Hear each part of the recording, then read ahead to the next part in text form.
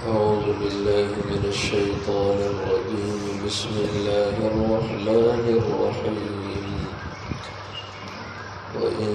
كادوا ليفتنونك عن الذي أوحينا إليك لتفتري علينا غيره وإذا لاتخذوك خليلا ولولا أن ثبتناك لقد كدت تركن إليهم شيئا قليلا إذا لأذقناك ضعف الحياة وضعف الممات ثم لا تجد لك علينا نصيرا وإن كادوا ليستفزونك من الأرض ليخرجوك منها وإذا لا يلبسون خلافك إلا قليلا سنة من قد أرسلنا قبلك من رسلنا ولا تجد لسنتنا تحويلا.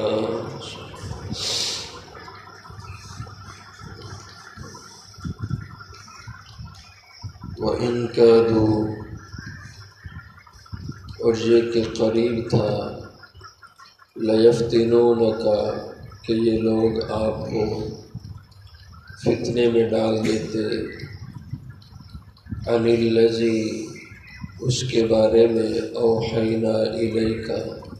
جو ہم نے وحی کی آپ کی طرف، لتفتری علینا غیرہ، تاکہ آپ افترا باندھیں ہم پر، غیرہ،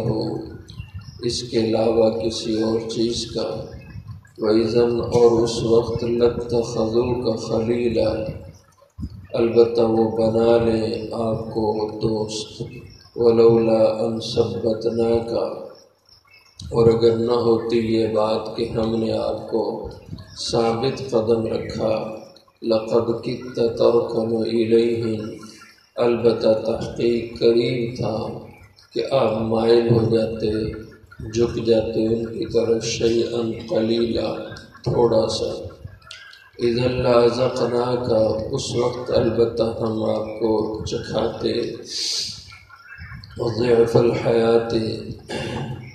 دگنی سزا دنیا کی زندگی میں، وضعف الممات، اور دگنی سزا موت کے بعد، ثم لا تجد لک علینا نصیرا، پھر نہ پاتے آپ ہمارے اپنے لیے ہمارے خلاف نصیرہ، کوئی مددگار. وَإِن كَادُوا، اور یہ کہ قریب تھا، لَيَسْتَفِزُّونَكَ، کہ البتہ یہ پھسلا دیتے آپ کو، من الارض، زمین سے، لِيُخْرِجُوكَ مِنْهَا، کہ وہ نکال دے آپ کو اس سے، وَإِذًا، اور اس وقت، لَا يَلْبَسُونَ خِلَافَكَ، نہ ٹھہر پائیں گے وہ خود آپ کے پیچھے، الا قلیلا، مگر تھوڑا سا. سنت من قد ارسلنا، یہ دستور ہے ان کا بھی تحقیق جو ارسلنا قبل کا، ہم نے جن کو بھیجا آپ سے پہلے، من رسلنا، اپنے رسولوں میں سے، ولا تجد لسنتنا تحویلا، اور نہ پائیں گے آپ ہمارے دستور اور طریقے کے لیے کوئی بھی تحویلہ، تبدیلی.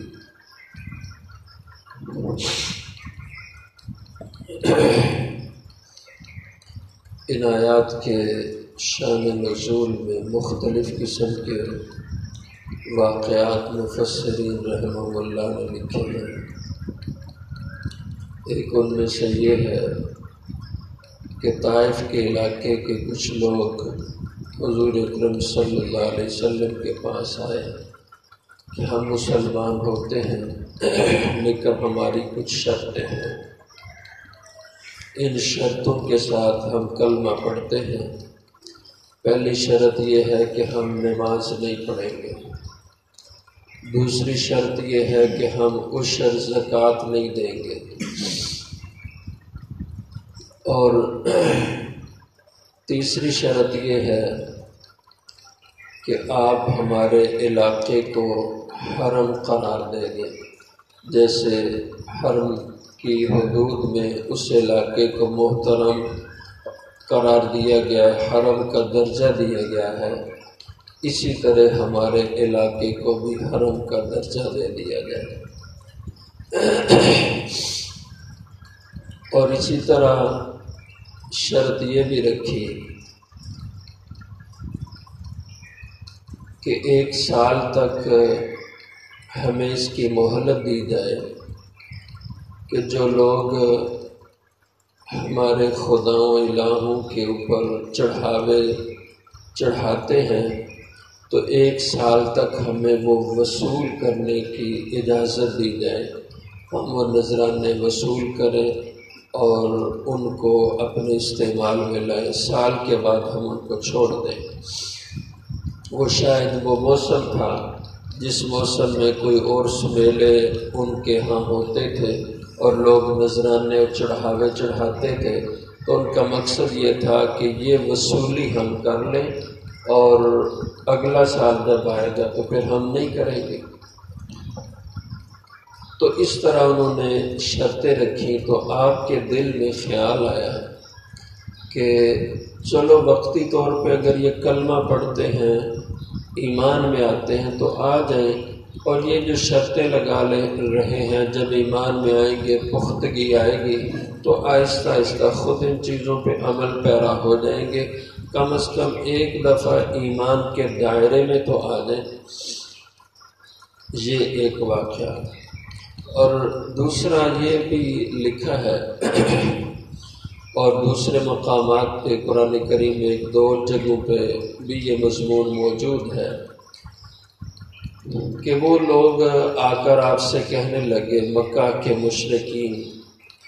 کہ آپ کے اوپر ایمان لانے والوں میں اکثریت کمزور لوگوں کی ہے، یعنی جو ان کی اصطلاح تھی، آج بھی لوگ یہ استعمال کرتے ہیں، کمی، یہ جو کمزور لوگ ہیں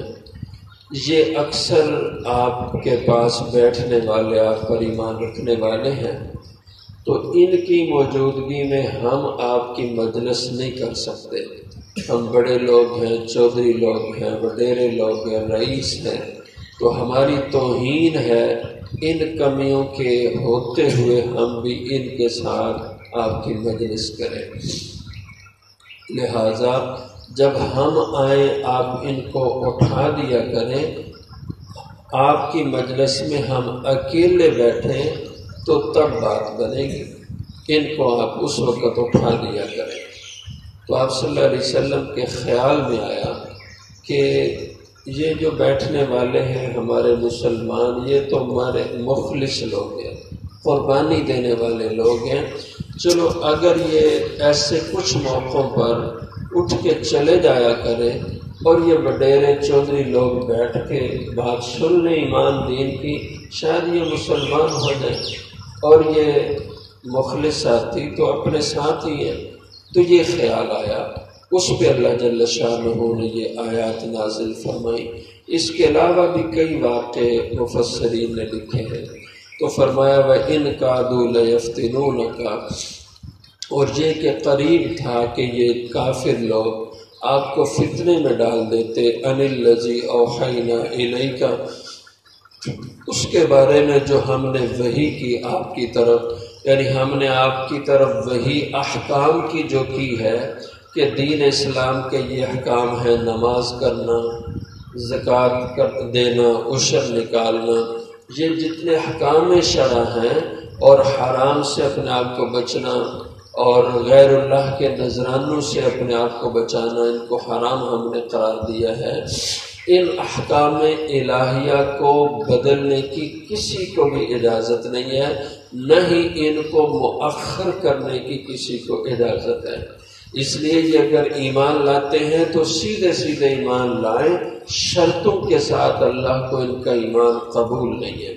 اور پھر وہ ایمان یا وہ اسلام ہی کیا جس میں اللہ کے حضور جھکنا نہیں ہے، جس میں عبادت نہیں ہے، وہ ایمان کیا ایمان کا درجہ رکھتا ہے۔ اس لیے جو شرطیں لگاتے ہیں، ہم نماز نہیں پڑھیں گے مسلمان ہو جائیں گے، ہم زکوٰۃ عشر نہیں دیں گے ہم مسلمان ہو جائیں گے، فرمایا اللہ کو ایسے اسلام ایمان کی ضرورت ہی نہیں ہے جس میں یہ عبادت نہیں ہے۔ تو یہ آپ کو فتنے میں ڈال دیں ان احکام کے بارے میں جو ہم نے وحی کی آپ کی طرف، لتفتری علینا غیرہ، تاکہ افطرا باندھیں آپ ہم پر اس کے علاوہ کسی اور چیز کا، یعنی آپ ایسے ایمان کو ایمان قرار دے دیں تو یہ اللہ پر افطرا ہوگا۔ وَإِذًا لَاتَّخَذُوكَ خَلِيلًا، اگر آپ ان کی بات مان لیں تو اس وقت البتہ یہ بنا لیں آپ کو خلیل، اپنا دوست بنا لیں۔ تو اللہ کو ایسی دوستی کی کوئی ضرورت نہیں ہے جس میں دین اسلام کے احکام سے انحراف کی بات ہو۔ وَلَوْلَا أَن ثَبَّتْنَاكَ، اور اگر نہ ہوتی یہ بات کہ ہم نے آپ کو ثابت قدم رکھا، آپ کو حق پر جمائے رکھا، لَقَدْ كِدتَّ تَرْكَنُ إِلَيْهِمْ، البتہ تحقیق قریب تھا کہ ترکن الیہم، آپ مائل ہو جاتے ان کی طرف، یعنی جو وہ کہہ رہے تھے آپ ان کی بات کو وقتی طور پہ مان لیتے، شیئا قلیلا، کچھ دیر کے لیے۔ اذا لأذقناک،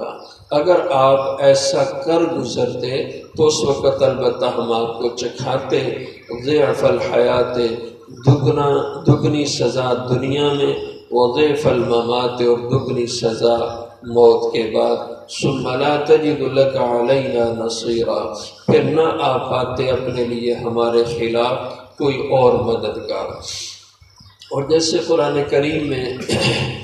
یہ مختلف مقامات پہ مضمون ملتا ہے کہ جس قدر جس کا درجہ اللہ کے ہاں بڑا ہوتا ہے، اللہ کے ہاں اس کا قرب زیادہ ہے، تو اسی طرح اللہ نے ان کی کسی بھی معمولی سی لغزش یا خطا کا صدور ہو یا ارادہ ہو اس کا، تو اس کے اوپر اللہ نے سخت الفاظ سے تنبیہ فرمائی ہے۔ جیسے آپ صلی اللہ علیہ وسلم کی ازواج مطہرات کے دل میں ایک دفعہ خیال آیا کہ ہمارے گھروں میں بھی خوب دولت ہونی چاہیے، مال ہونا چاہیے۔ یہ 21ویں 22ویں پارے کے شروع اور آخر میں یہ مضمون موجود ہے۔ تو اس پہ اللہ جل شانہ نے یہ فرمایا تھا کہ اے نبی کی بیویوں، تم کوئی عام عورتوں جیسی عورتیں نہیں ہو، بلکہ تم خاص دنیا کی عورتیں ہو۔ اگر تم سے کوئی ایسی غلطی کا صدور ہوا تو پھر ہم یضاعف لها العذاب ضعفین، ہم تمہیں دگنا عذاب دیں گے، دگنی سزا، عام لوگوں سے سزا بھی تمہیں زیادہ دیں گے اگر تم ایسا ہی کوئی غلطی لغزش کرو گے۔ تو یہ ایک تنبیہ کے الفاظ ہیں، ایک ڈانٹ ہے جس سے یہ سمجھانا مقصود ہے کہ اگر اللہ کے مقربین وہ اللہ کے حکموں کے اتنے پابند ہیں، ان پہ بھی احکام الہیہ کی اتنی پابندی ہے، تو عامی بندے کے لیے کیا گنجائش نکل سکتی ہے؟ عامی کی کیا حیثیت ہے کہ وہ دین احکام میں اپنی پسند کی چیزوں کو لے؟ اور ساتھ ہی اللہ نے یہ بات سمجھائی کہ احکام شرع کے بارے میں کوئی نرمی نہیں ہے۔ اگر کوئی اللہ کا مقرب سے مقرب پیغمبر رسول کوئی ہستی بھی اس میں نرمی کرے تو اللہ کو اس کی اللہ جل شانہ اس کو برداشت نہیں کریں گے۔ اس لیے الفاظ کے اندر ڈانٹ کا یا تنبیہ کا سخت پہلو ہے۔ وَإِنْ كَادُوا لَيَسْتَفِزُّونَكَ، اور یہ کہ قریب تھا کہ البتہ وہ یستفزونک، آپ کے قدم اکھاڑ دیتے، آپ کو پھسلا دیتے، من الارض،